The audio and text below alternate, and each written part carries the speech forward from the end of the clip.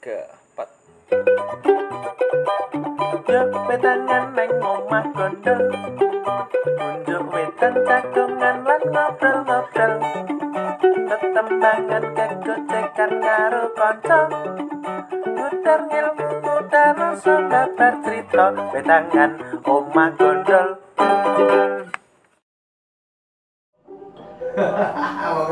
Oke, makasih.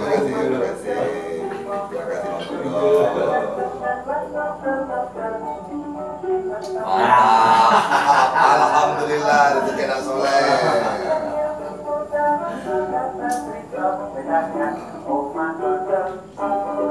Iya, selamat datang di Wedangan Omah Gondol. Hari ini saya sangat bahagia karena hari ini saya kedatangan teman wedangan, konco wedangan yaitu Tok Epi. Sugeng rawuh Tok Epi di Omah Gondol. Sami-sami. Ini agak susah karena Melayu dengan Jawa, jadi menggabungkan, tapi mudah-mudahan nanti kita bisa gabung. Oke, sakit. Karena saya tahu beliau sudah lama di Jogja, tapi kita perlu ulik dulu, kita perlu bertanya dulu teman-teman sedulur yang ada di rumah, siapakah beliau gitu, karena mungkin diantara yang menyaksikan Wedangan Omah Gondol belum kenal, belum tepang dengan Tok Epi kalau saya panggilnya. Monggo memperkenalkan diri dulu Tok. Oke, terima kasih Om Gondol. Nama saya Raja Alfira Findra. Saya sebagai staf pengajar di jurusan tari ISI Yogyakarta, Fakultas Seni Pertunjukan.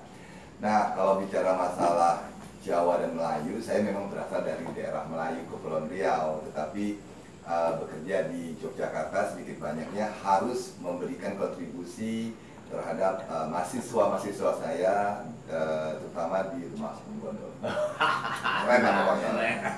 Nah, sedulur yang ada dimanapun berada, Tok Epi ini memang dosen di ISI di jurusan tari. Jadi beberapa hari yang lalu kita sudah dapat kesempatan melihat karya beliau di Omah Gondol. Nah, kita akan ngulik kenapa kemudian kita hadirkan Tok Epi, karena hari ini memang hari yang sangat bahagia bagi kami, karena secara keilmuan Omah Gondol butuh referensi, butuh dokumentasi, butuh dukungan secara akademik yang itu berasal dari dosen seni pertunjukan. Maka kita coba pertama kita akan tanyakan ini, aku mau coy. Oh ini saya baca dari teman-teman kreatifnya. Tok Epi siapa tadi sudah dikenalkan bahwa Tok Epi adalah dosen dari ISI, terus Tok Epi berasal dari Sumatera itu. Iya, Kepulauan Riau. Terus sudah berapa lama Tok yang ada di sini? Lebih lama di Jogja dibandingkan di kampung sendiri. Sekitar 35 tahun ada di sini. Seusia saya loh. Iya. Tambah 5 tahun lagi di sana. Iya, baik. Terus bagaimana ceritanya kok bisa kenal dengan Omah Gondol, terus bisa bergabung? Iya, sebenarnya kita berkenal itu di Wulenpari ya, di mana Om Gondol membawa teman-teman, waktu itu Om Gondol mau ke Belanda terus menampilkan musik-musik yang diaransemen diciptakan oleh Om Gondol, dan kita melihat terus kita berkenalan di situ. Akhirnya kita melalui Mas Aziz ya, dari Mas Aziz, terus kita berkenalan, saling silaturahmi, bercerita dan sebagainya. Di situ mulainya kita mencoba bagaimana sih dengan welcome tadi kita masuk dalam merambah berbagai bentuk seni pertunjukan yang ada terutama di rumah Om Gondol.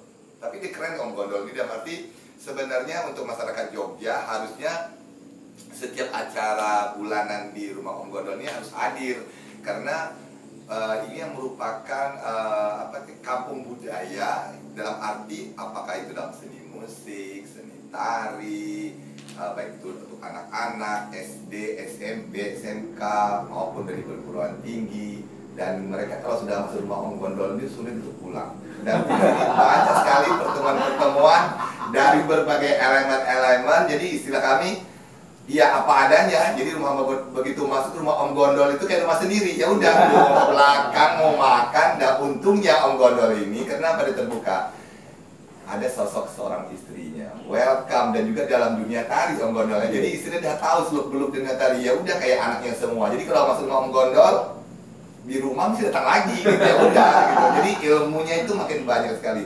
Nah di situ terjadi silaturahmi, kita menentukan ide dan bagaimana, dan tumbuh sampai sekarang ini. Alhamdulillah, dan saya terima kasih karena saya orang seberang, tetapi saya sudah lama di Jogja, sedikit banyak sudah berbuat sesuatu. Dalam arti tidak bisa dari depan, dari belakang sebagai penonton gitu. Wah,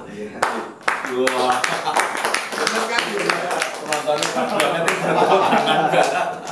Jadi, iya, saya kenalan 2018 kalau nggak salah dengan Pak Epi, terus kemudian kita dipertemukan, lanjut kemudian dalam perjalanannya Pak Epi ini kan sebagai konsultan, setiap kali saya ngobrol, setiap kali saya matur apa yang kemudian bisa dilakukan di Rumah Gondol.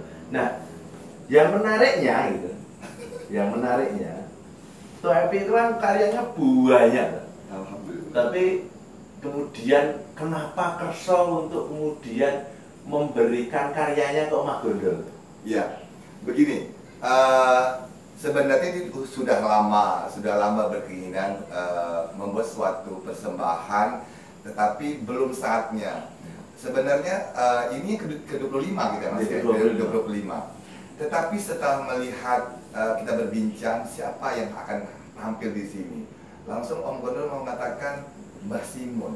Nah, Mbah Simun itu adalah merupakan dalang tertua. Dalang tertua ada dua ya, satu lagi siapa Mas? Pak Tejo. Pak Tejo, tinggal dua itu. Dan saya juga sudah berkenalan dengan Mbah Simun itu. Nah, di situ yang menjadi inspirasi saya. Yang pertama tuh titel kita tadi apa tuh?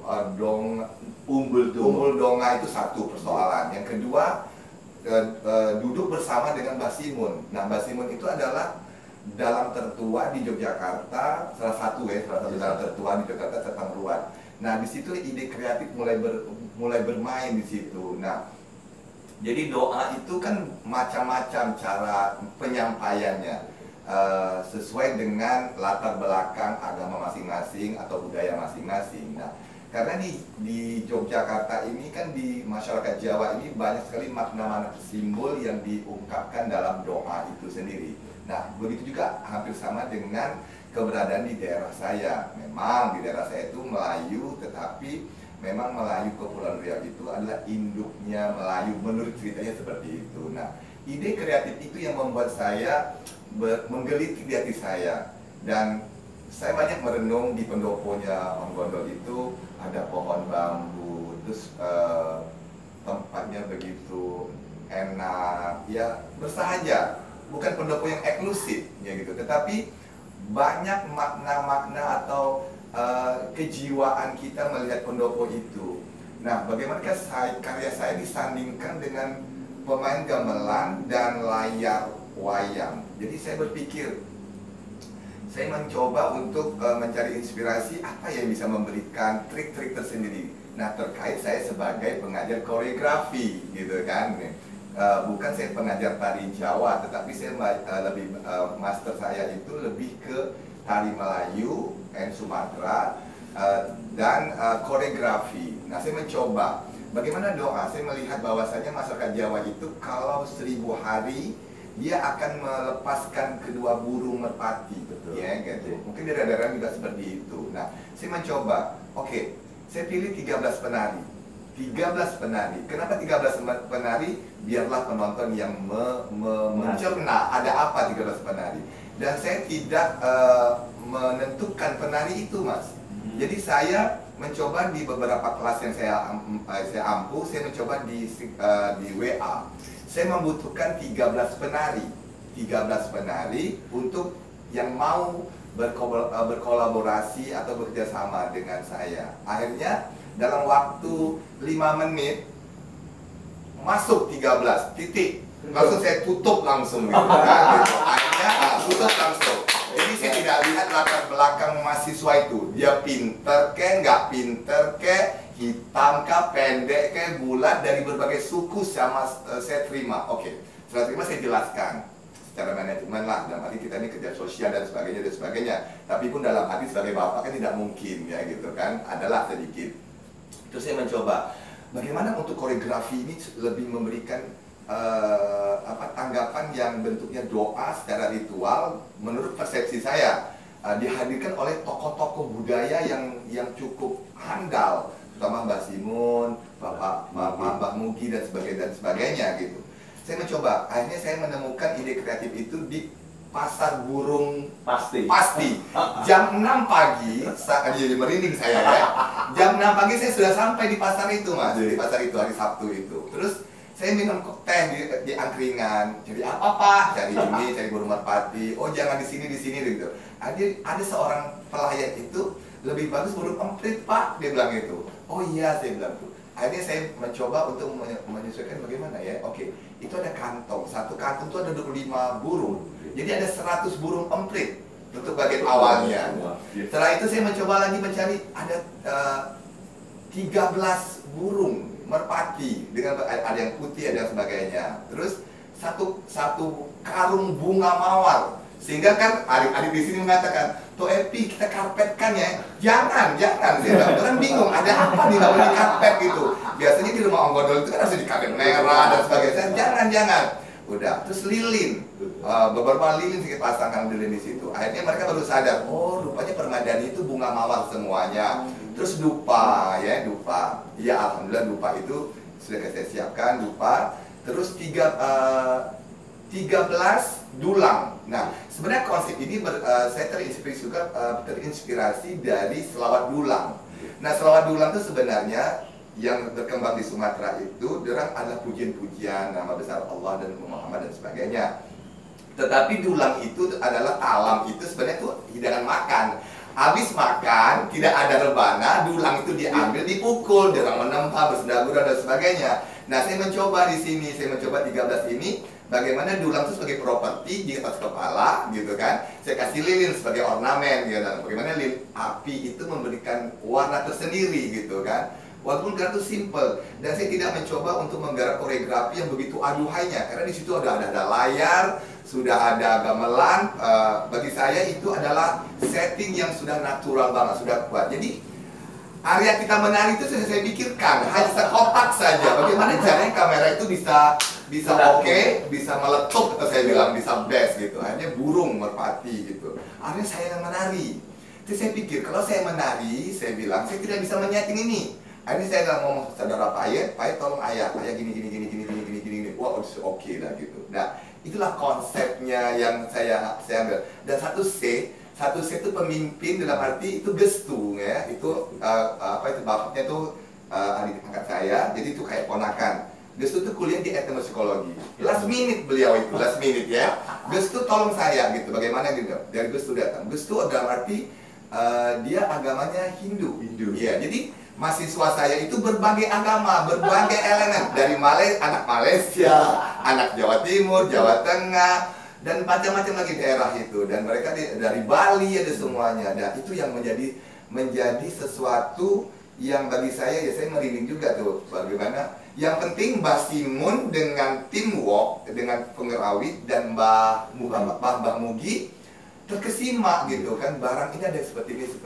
Nah, jadi secara koreografi dengan konsep Om Gondol lakukan itu dengan doa tadi itu menyatu, ditambah lagi dengan nama besar Mbah Simun yang duduk di depan dengan ternganga-nganga, dia bilang wow.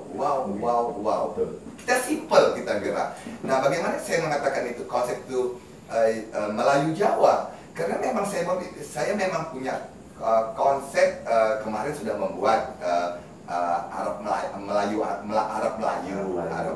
Sekarang saya buat Melayu Jawa. Nama besarnya dalam tanda petik yang Om Gondol sebutkan tadi yang di bawah itu adalah sebagai pembuka, gitu kan, sebagai pembuka.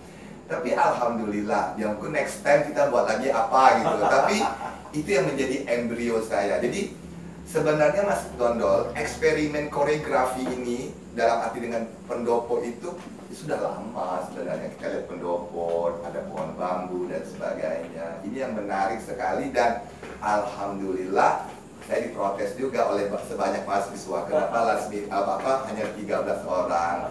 Tetapi saya bilang ini awal. Saya cuma memperkenalkan bahwasanya mahasiswa itu biar ke kok Bang Gondol.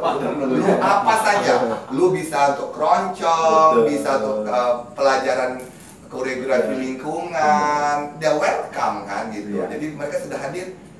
Kita masuk rumah Om Gondol tuh kayak auranya enak banget ya, kita bisa baring-baring, bisa kemana. Dan itu adalah tergantung keikhlasan orang. Kalau orang kedua keluarga itu ikhlas dan terbuka lillahi ta'ala, insya Allah. Nah kita doakan aja lah Om Gondol, mudah-mudahan kita dari instansi yang terkait bisa hadir ke sini ya gitu ya. Terutama yang mungkin dari Yogyakarta, dari Bantul itu bisa melihat apa yang telah dibuat oleh Om Gondol. Ya gitu. Dalam arti ya anak, berkesan ya. Jadi Om Gondol juga salah satu dosen saya, teman saya di kantor, Ibu Daruni. Oh Om Gondol itu adalah multi talent. Makanya kok kena Om Gondol dia bilang gitu kan. Sehingga anaknya namanya juga Raja. Saya bilang enggak juga sih. Tapi ya juga, tapi saya alhamdulillah ya kan, dengan sama Raja Abirafindra dia punya anak laki-laki nama Raja. Ya kayak Allah yang menentukan semuanya. Amin. Itu teman-teman. Yang menarik teman-teman, gerakannya simpel, tapi ketika dilihat itu rohnya luar biasa. Terutama yang gerak yang ini ada apa? Alam, terus ada cewek yang cuma jalan gitu, wah, luar biasa. Nah, teman-teman nanti bisa dicuplikkan ya gambaran itu biar nanti teman-teman juga bisa lihat bagaimana apa ya, menarik tapi mistis tapi wah, wangun gitu. Coba nanti dilihat. Nah, terus tadi sudah diobrolin tentang inspirasinya apa, terus filosofinya apa, terus bagaimana ke depannya. Nah, cuma yang menarik adalah kenapa kemudian burungnya itu di awal, tidak di ending. Nah, karena begini, saya mencoba karena dalam sebuah koreografi yang saya karyakan, di awal tuh harus ada letupan dulu. Orang menunggu, ada apa lagi. Kalau untuk bergerak tuh mudah mas, bergerak tuh mudah, koreografi itu mudah bergerak. Tetapi ide itu yang mahal, konsep itu yang mahal. Jadi kalau saya terus terang kalau untuk karya-karya itu kayak menjual ide gitu ya, itu lebih menjanjikan. Kalau bergerak tuh aman bergerak itu ya, dalam arti itu satu. Nah, kenapa tadi pertanyaan Om Gondol itu menarik? Kenapa burung itu di awal? Kalau Om Gondol lihat, itu ada dua burung, ada dua macam burung emprit dan burung merpati. Nah, burung merpati putih dan burung yang lain itu adalah gambaran untuk di tengah isinya. Bagaimana rindu itu menyayangi seseorang itu saya melihat dalam budaya Jawa gitu kan. Dia melepaskan itu dengan wow, dahsyat simbolnya gitu kan. Benar gak kira-kira? Saya kadang-kadang sama penari saya, karena orang Sumatera dia, bagaimana kamu burung tuh kamu sayangin. Dia yang menyampaikan rindunya kamu. Dan kami hanya berdoa menurut agama dan kepercayaan masing-masing. Tapi simbol, nah itu di Melayu Jawa tadi. Ini tadi gitu kan. Di Melayu tidak ada begitu seperti itu, tapi di Jawa ada. Dan kenapa di awal gitu? Di awal saya letakkan dulu. Wow, kejutan. Tapi di tengah itu burung. Dan di ending tadi yang tudung sadi, talam sadi dipermainkan, itu yang endingnya itu triknya gitu mas. Ternyata ini ngilmu teman-teman, kalau yang ada di rumah ini ngilmu. Jadi setiap pertunjukan ternyata memang harus ada letupan-letupan pertunjukan sehingga penonton tetap mau bertanya-tanya, terus usik nonton dan fokus. Terus yang selanjutnya tuh tadi Pangandikane tentang pilihannya adalah berbagai macam mahasiswa yang ikut. Rekrutmennya sangat singkat gitu. Tapi apa yang menarik dari mereka sehingga kok kerso untuk ikut dalam karya dari TOEP ini? Iya, begini. Tidak semua mahasiswa. Jadi gini, saya mencoba untuk gini. Bagaimana mahasiswa itu tidak hanya di kampus saja, ya. Memang mahasiswa itu sibuk semua. Yang membantu koreografi, kakak kelas, membantu TA kakak kelas. Nah, yang ini mereka mengambil mata kuliah saya. Jadi saya itu mengajar repertuar Sumatera. Jadi kelas A sama kelas B. Nah, saya mencoba untuk di kelas B, tapi ada juga yang kelas A ikut. Saya mencoba. Dalam arti mau nggak kamu seperti ini? Saya bilang. Karena saya melihat gini, mahasiswa itu banyak mas, hanya di kampus saja. Tetapi di ring luar kampus ini, terutama anak-anak Jogja aman. Anak-anak Jogja aman, karena dia punya kelompok-kelompok, ya gitu. Nah, bagi yang perantau ini mau kemana dia? Kalau dia tidak dosennya yang paling dosen mencoba, oh ya silakan kamu nonton ke sana, bikin laporan. Dia pergi, setelah dia pulang, tapi dia tidak kenal siapa Om Gondol, siapa kru. Nah, saya mencoba iklim ini, sudah lama saya mencoba, ayo, yang mau. Kadang-kadang dari 100 orang itu paling 3-4, bagi saya tidak jadi masalah. Yang penting dia ada ingin, bukan dalam arti ngomong, maaf ya, saya ajak kamu jangan beranggapan bahwa nilai kamu harus baik. Kata saya, sorry, itu lain masalah. Saya mencoba untuk membagi pengalaman dan saya membuka jalur untuk memperkenalkan kalian. Besok-besok kalian bilang, wah kalau di lingkungan di mana? Kayak gue pernah Om Gondol ya gitu. Dia pikir Om Gondol bisa. Jadi memberikan fasilitas. Jadi ini mungkin tahap awal Om Gondol, mungkin tempat lain lagi dan macam-macam. Tapi kalau Om Gondol bagi saya banyak hal. Jadi itu. Jadi sampai anak Malaysia itu mengatakan gitu. Pak, kapan lagi Pak? Mau Pak? Gitu. Tenang, saya bilang itu. Iya. Jadi dia melihat, dia bisa menjadi embrio. Akhirnya saya mencoba dengan seperti itu, dari berbagai elemen mahasiswa yang hadir di situ, ternyata memang ada yang sudah top, dia mau terlibat, dan mereka bilang, wow, dia bisa melihat sini. Karena kita tidak tahu bahwa Om Gondol ini di tengah kota kan. Selama ini orang tahu ini kan jauh tempatnya ke dalam. Ini ringnya ring 1. Nah, gitu. Jadi mereka welcome. Jadi akhirnya ya seperti tadi saya katakan diprotes, Bapak Raja bilik kasih, bukan bilik kasih, nah ini tahap awal dalam itu. Kita mencoba, dan lagi yang alhamdulillah kita 5 kali latihan di sana cuma 5 kali latihan, selesai latihan. Tapi kita dengan musik yang Om Gondol kasih ke kami gitu kan. Jadi yang hebatnya Om Gondol gini deh, itu track terjadi. Nah itu kalau udah seniman sudah membumi gitu kan, dia tahu selah-selahnya, tempo, ritme, yang ini. Cuma pesan Om Gondol jangan sampai putus, dan lihat di mana perpindahan-perpindahan itu harus berubah. Doa itu sudah berubah dan sebagainya. Kamu lihat di video nanti, dia pandai dia main tak gitu dan pemain dan sebagainya. Wow, dahsyat bagi saya. Nah ini yang katanya ya kalau ada feelingnya di oke, mantap. Jadi doanya itu sebenarnya Om Gondol. Sebenarnya saya itu belajar sama Om Gondol. Saya cuma mengeksplor saja. Tetapi pemaknaan doa itu Om Gondol. Jadi Melayu Jawanya itu dapat banget. Dan orang melihat foto, kamu lihat foto itu. Pendopo, bayangan orang kan pendoponya berkelir-kelir apa gitu. Enggak. Nah makanya saya bilang, yang penting gini mas, ikhlas. Yang kedua, sebenarnya saya itu banyak waktu diskusi dengan Bapak Om Gondol, Mbak Mugi. Saya tidak tahu tuh hari Kamis malam Jumat. Ya kita datang sendiri, saya duduk sendiri di sana di pendopo. Saya ambil sapu, saya ambil apa, saya bismillah, saya baca Alfir sesuai kepercayaan saya lah kan. Mbah datang, Mbah pripun Mbah kulong ini. Kita pendopo, ambil berkah. Udah selesai nyapu udah sama Mbah. Malam Jumat, ikhlas lillahi ta'ala. Terus sudah selesai, saya ngomong sama Mbak pripun Mbak kulung gini. Jadi ada etika, walaupun saya orang Melayu, saya harus bertanya kepada sesepuh gitu ya. Saya anggap Mbak Mugi itu ada sesepuh Bapak Om Gondol. Mbak kulung kayak gini, pakai gini, kira-kira Mbak bagaimana? Betul nopo Pak, dia bilang betul nopo gitu, betul nopo.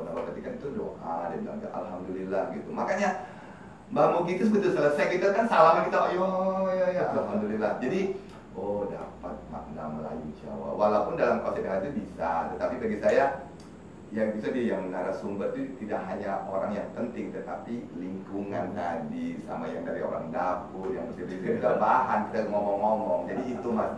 Jadi kita ingin melangkah harus direstui secara ikhlas ya gitu kan, sehingga karya itu menarik. Makanya saya katakan tadi, kalau koreografernya pemarah, kan ada koreografer ya gitu ya, suka kalau sampai itu mesti karyanya mesti nampak aura tuh marah. Kita boleh tegas, tapi ada satu sisi kita harus merangkul mereka. Ikhlas menari, benar tuh ikhlas. Kalau ikhlas tuh auranya apa? Tapi kalau koreografernya wow kan, itu karyanya memang galak terus gitu. Nah ini kan ritual, betul. Ya ritual dalam doa, dalam apa dan sebagainya. Kita Ya ikhlas, ikhlas nggak ikhlas ya. Aurat tetap panjang, insya Allah. Ya saya perlu ceritakan teman-teman. Jadi Toepi datang kira-kira sehari atau 2 hari sebelumnya itu saya belum atur sama penonton yang ada di rumah, sedulur yang ada di rumah. Jadi Toepi itu langsung membersihkan tempatnya.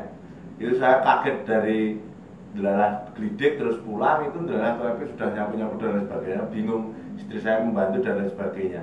Nah ini hebatnya seorang dosen, seorang yang punya karya besar tapi kerso untuk memberikan semuanya.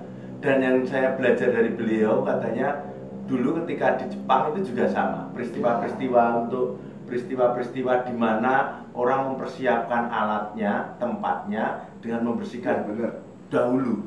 Nah, ini adalah pengetahuan yang sebenarnya memang harus kita bagikan pada siapapun. Jangan salah kalau kemudian kita teko biasanya langsung penak pentas tok, itu ternyata saya belajar lagi. Oh iya ya, ternyata toh itu memberikan pelajaran yang luar biasa tentang kowe iki nak rak pentas, arak manggon kono, ya diresiki isik, disiapkan dulu tempatnya sehingga tempat itu nyaman. Ini yang menarik.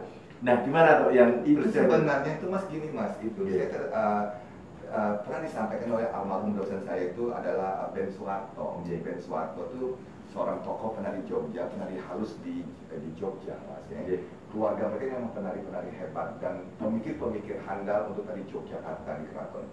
Almarhum Ben Suwarto sebagai dekan dulu gitu. Terus dia menjelaskan, dia bilang itu, yang Jepang tuh dia bilang itu. Di Jepang itu dia bilang, kalau kita mau pentas kita yang membersihkan dulu. Kita membersihkan, mengangkat gamelan, menyusun dan sebagainya, membersihkan gitu. Lain kalau di Singapura kan, gamelan semua sudah ready. Tapi di Jepang seperti itu. Nah saya berpikir gitu. Sebenarnya orang-orang kita pun dulu awal seperti itu kan, benar nggak bapak kita gitu kan? Dia mau pentas, dia membersihkan dan kayak, kalau sekarang kan sudah modern, ada kru, ada apa. Tapi sebenarnya kalau kita melakukan sendiri, itu masya Allah. Dan saya pikir, makanya saya teringat malam itu Ben Suwarto mengatakan seperti itu. Kalau di Jepang itu kita menyiapkan semua, kita merapikan, membersihkan, itu lebih membumi. Makanya kita lihat orang-orang India kalau pentas. Dia sering memegang lantai. Setelah memegang lantai, dia masih ke sini, ke dadanya. Kalau orang Melayu, salaman seperti ini orang Melayu. Ah gini, orang Melayu, dia begini kan, langsung ke hati. Oh. Nah, jadi dia gitu orang Melayu. Bukan cium tangan. Oh iya. Kalau sekarang zaman sekarang cium tangan kayak gini kan. Saya marah kalau cium gitu Mas. Jangan dia cium gini.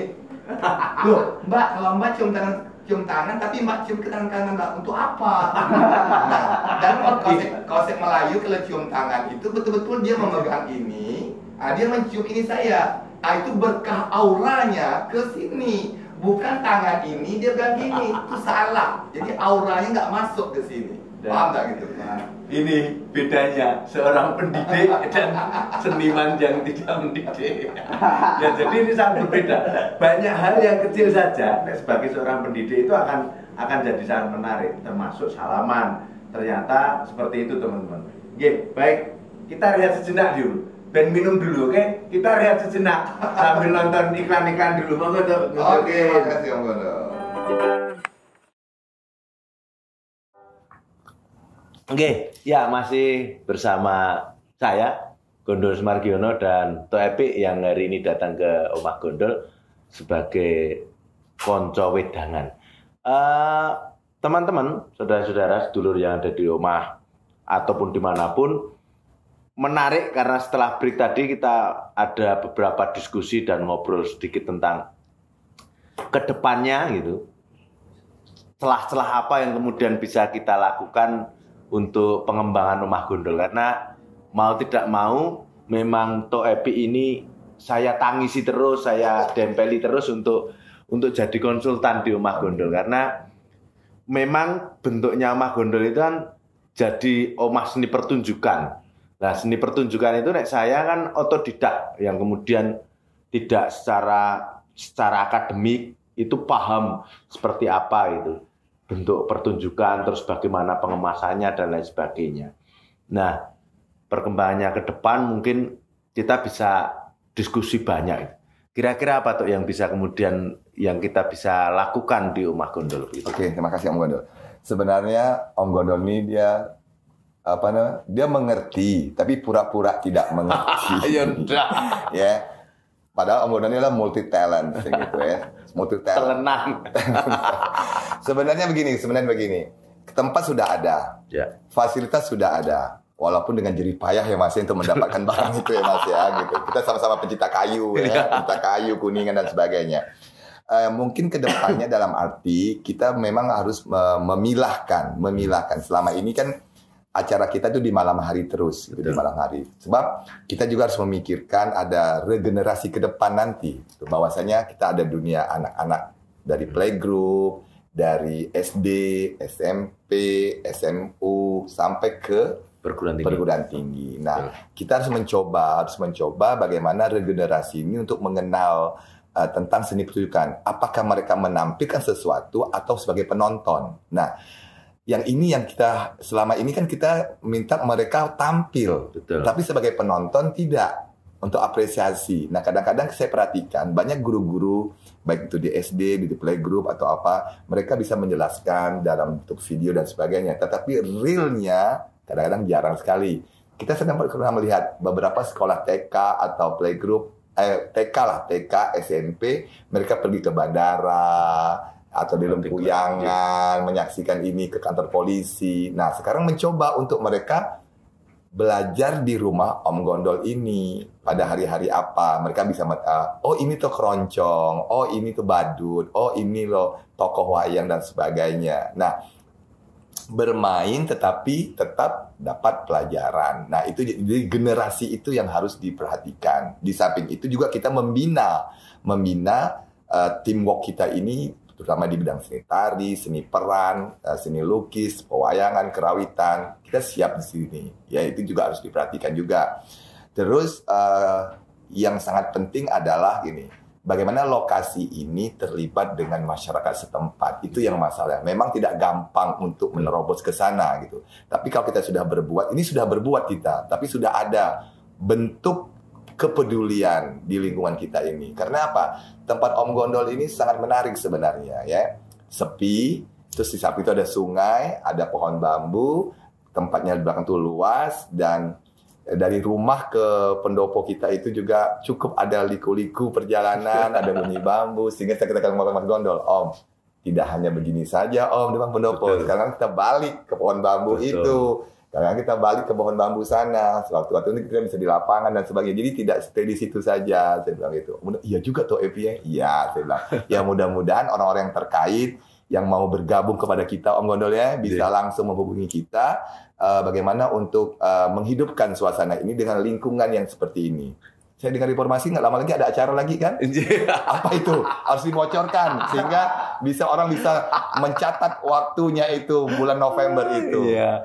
Nah ini malah yang kemudian membuka Pak Ep. Saya perlu matur tadi sudah dibuka sama Pak Ep bahwa keterlibatan masyarakat itu kita juga jaga. Maka di November tanggal 5 dan 6 itu kita akan ada acara Pasar Rindu tuh. Wow. Yang ini juga kita konsultasikan sebenarnya sama Tor Epi bagaimana gitu. Nah, menariknya adalah warga sini sudah berusaha mencoba untuk duweni terus memiliki. Makanya setiap kali pentas saya matur kepada saudara-saudara yang menonton dan lain sebagainya, Omah Gondol bukan hanya miliknya Gondol Sumargiono saja, tapi Omah Gondol sudah jadi miliknya masyarakat, sudah jadi tempatnya masyarakat. Nah, itu yang kemudian membawa masyarakat kepingin kemudian mempunyai tempat untuk beraktivitas. Nah, di belakang Omah Gondol itu ada tempat yang luas, lebar, yang kemudian nanti bisa didedikasikan untuk kebudayaan, kesenian, pasar, dan lain sebagainya. Nah, tanggal 5 dan 6, kita masih menunggu teman-teman 5-6 November. Mudah-mudahan nanti ada letupan, meletup lagi dari Tok Epi.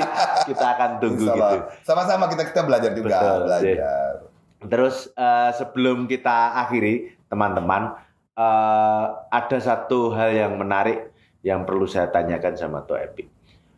Kaitannya dengan bagaimana sebenarnya, misalnya beliau ngendikan tentang koreografi lingkungan, makanya tempat Omah Gondol itu bisa mungkin iso menarik. Itu bagaimana mengemas supaya tempat itu menjadi tempat untuk koreografi lingkungan, tuh. Oke. Sebenarnya saya tidak mengajar tentang koreografi lingkungan, tapi terlibat dalam koreografi. Memang untuk di Jogja ini yang membuka permasalahan itu adalah Dr. Hendro Martono, yaitu abang saya, guru saya, sekarang jadi kolega saya. Nah, bagaimana koreografi lingkungan ini sebenarnya adalah keterlibatan dari masyarakat itu sendiri dengan koreografer dan tim worknya itu. Dia harus terlibat. Jadi bukan koreografi lingkungan itu hanya tampil di tepi sungai, menari, bukan. Tetapi koreografi lingkungan itu adalah semua masyarakat tergabung di situ, aktivitasnya itu. Misalnya, itu ada sungai, ada pohon bambu. Kira-kira pohon bambu itu dimanfaatkan apa?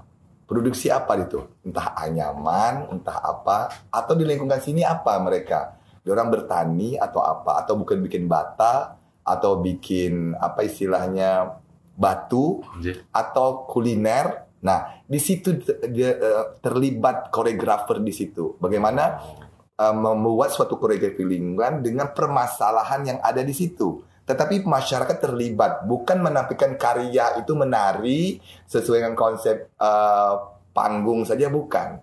Jadi dia harus terlibat masyarakat. Contoh misalnya gini, 4 dan 5 November itu ada acara Pasar Rindu. Dan masyarakat terlibat. Nah, di situ apa koreografi yang akan disajikan di situ? Iya kan, koreografi di situ. Jadi mereka bisa membuat beberapa spot. Ya gitu kan. Misalnya di bambunya, mungkin di lapangannya, mungkin di di sungainya. Karena ada sungai di situ. Nah, di situ yang jadi koreografi lingkungan itu aktivitas apa di situ.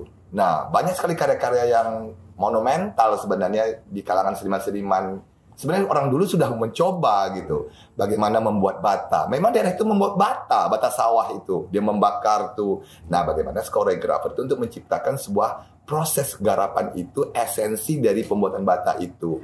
Ada tobok, ada pembakarnya, tobong kayak gitu. Bagaimana dia mencetak, bagaimana dia bermain lumpur. Dia mencetak kan sawah itu dikerok, ada lumpur. Bagaimana nanti dia sambil orang tua itu orang mau membuat bata, yang penari bisa mengambil lumpur itu dengan air dan mereka bisa memasukkan tubuhnya, mereka bermain di lumpur itu. Seakan-akan lumpur itu diadon, tapi adonannya itu adalah kita yang menari, zap, sehingga mencetak satu. Nah, itu kan dipindah lagi pembakaran. Di pembakaran bagaimana? Kayu, zap, jeraminya bagaimana? Jerami itu ditumpuk, taunya dibuka jerami itu ada orang gitu kan. Nah, jadi itu yang koreografer harus pikirkan, bukan ini jerami masukkan. Saya sering beri istilah, ini pisang, dibuka, makan, kunyah, telan ke belakang. Bukan itu. Jadi dia harus berpikir, ini jerami untuk menutup bata itu. Bata yang belum dibakar. Bagaimana jerami itu? Bertumpuk. Nah, bagaimana bertumpuk? Masukkan orang di dalamnya. Begitu keluar tangan dulu. Apa? Atau keluar, atau misalnya keluarkan tikus misalnya. Jadi ada sesuatu, ada perang tikus di situ kan. Nah, itu yang menarik. Jadi itu yang menarik juga. Jadi harus melihat lingkungan itu sendiri. Nah, itu udah. Nah, kalau sudah seperti itu, sport di sini udah banyak. Nah, cuma aktivitas masyarakatnya belum 100% ke sana. Apakah dia kuliner? Apakah dia membuat anyaman dari barang-barang sini, atau dia berkebun, berladang, saya nggak tahu. Tapi itu proses waktu, Mas. Betul. Jadi teman-teman, saudara-saudara, nanti kita akan cobakan untuk, ya siapa tahu ada yang kerso untuk, ya kita nangis lagi sama Tok Epi. Umpamanya nanti bisa untuk. Jadi ilmu tentang koreografi lingkungan ternyata sangat berbeda sekali dengan apa yang kemudian saya pikirkan. Ternyata setelah ngobrol dengan Tok Epi, banyak ilmu yang akan masuk ke kita. Makanya wedangan itu tidak hanya ngobrol-ngobrol, tapi keilmuannya juga ada. Maka saya bisa mengundang beliau-beliau ini adalah sesuatu karena secara dokumentasi teman-teman bisa ngakses beberapa ilmu yang memang dari sumbernya langsung. Teman-teman, sebelum saya akhiri, mungkin ada masukan atau apa toh yang kemudian untuk Omah Gondol Tok monggo. Iya, yang penting kalau saya pribadi, kita berdoa Om Gondol dan keluarga istri Om Gondol dan keluarga besar lah sehat selalu. Amin. Karena bagaimanapun juga tidak ada Om Gondol juga tidak bisa untuk kita bekerja. Terutama gini Om Gondol, bukan di akademisi. Akademisi itu hanya belajarnya bagaimana keberadaan itu sendiri. Tapi begitu dia terjun lapangan itu kadang-kadang berbeda yang ada di akademisi. Nah, disitulah yang di akademisi itu untuk mencoba untuk kembali lagi ke masyarakat. Dia tidak 100% seperti yang di kampus. Dia akan menemukan ganjalan-ganjalan di situ. Nah, itu yang harus kreativitas. Nah, kita berharap kepada Om Gondol tetap sehat. Amin. Terus tetap doa saya tetap jadi kaya dunia dan akhirat. Amin. Gitu kan. Jadi tanpa Om Gondol kita tidak ada apa-apanya. Dan sebagai sumbernya itu tetap Om Gondol. Amin. Jadi kami di bawah ini saling mengisi, dan kami dari akademisi, dari seniman-seniman yang lain untuk bergabung. Tidak hanya Om Gondol, nanti kita hijrah juga. Iya. Dari Om Gondol, tim Om Gondol hijrah ke mana daerah mana kita main di sana. Jadi kita tidak hanya eksklusif di tempat, tetapi kita juga menguri-urikan. Oh, di daerah sana ada kelompoknya, kita bermain di sana, di sana. Tapi perlu memang harus ada teamwork yang keren. Itu saja sih. Terima kasih Tok Epi. Matur nuwun tepuk tangan penonton banyak sekali nih. Terima kasih Tok Epi sudah kerso untuk jadi konco wedangan. Terus teman-teman, saudara-saudara, hari ini cukup untuk ngobrolan kita. Yang jelas kita masih menunggu narasumber-narasumber yang lain. Sekiranya tadi yang sudah disebutkan koreografi lingkungan atau siapapun yang kemudian bisa kita datangkan dan kita ngobrolkan, mudah-mudahan bisa hadir di Omah Gondol dan wedangan, membagi ilmunya, membagi rasanya, dan membagi semuanya. Terus perlu kami sampaikan, Omah Gondol itu orang dari Gondol, tapi supportnya banyak dari banyak orang gitu. Asik. Setiap hari makanya bisa pentas itu karena support dari banyak orang, dari Mbak Eni, dari Pak Darsono, dari yang kemudian memberikan makanan, minuman, dari banyak orang. Dari situlah kemudian Omah Gondol bertumbuh dan berkembang. Makanya alhamdulillah setiap bulan saya melakukan pementasan karena itu dukungan banyak orang. Kalau kemarin pas pentas di Umbul Dungo 25 itu saya harus membayar Tok Epi berapa puluh juta saja saya membayar. Amin. Saya menghitung burungnya yang sudah diterbangkan, dihitung ongkong wis oke banget, apalagi bunga, apalagi dan lain sebagainya. Itu idealis tuh. Iya. Idealis. Kalau nggak idealis itu nggak meletup. Nah, makanya teman-teman, itulah senangnya bagi saya karena Omah Gondol tidak lagi menjadi milik saya. Seperti cita-cita saya di awal, Omah Gondol adalah bukan jadi miliknya Gondol Sumargiono saja, tapi miliknya orang banyak, beraktivitas kebudayaan, membicarakan hal-hal yang positif. Sampai jumpa di wedangan Omah Gondol berikutnya. Monggo to, ngunjuk to. Oke, terima kasih. Nah, iki urung dinehke. Iki nek urung dinehke lho. Iki bar iki dinehke lho ya.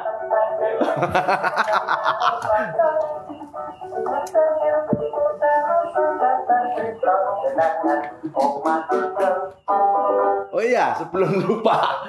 Ini kita sebelum lupa ini ada kenang-kenangan dari kita, yaitu tentang fotonya Tok Epi dan sedikit ya foto dokumentasi Tok arang ngene ya apa wong ora iso. Matur nuwun. Terima kasih. Matur nuwun. Ini penting sekali ini. Kurikulum vitae. Terima kasih. Dadah.